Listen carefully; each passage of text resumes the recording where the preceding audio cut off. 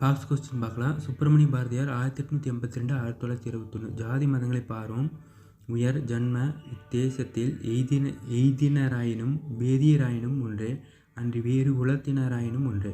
நாம் சாதி மதங்களை பார்க்க வேண்டாம். இந்த நிலத்தில் வாழும் அனைத்து மனிதர்களும் ஒன்றே. அவர்கள் எந்த சாதியினரை சார்ந்திருந்தாலும் அல்லது எந்த வேத போதிப்பவராகவும் இருந்தாலும் நாம் அனைவரும் ஒன்றே. அது மனித குலமாகும். சுப்பிரமணிய பாரதியார்.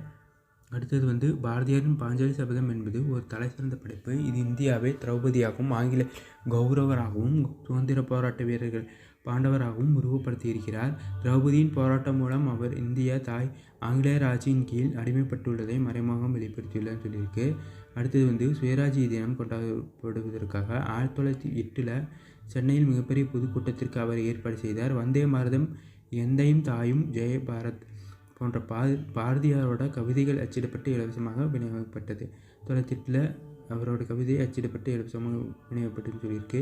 ஆணும் பெண்ணும் சாவும் கருதப்பட்டால் மட்டுமே இவ்வுலகம் அறிவு மற்றும் புத்தி கூர்மையில் சிறப்புறும் அப்படின்னு பாரதியார் சொல்கிறாரு.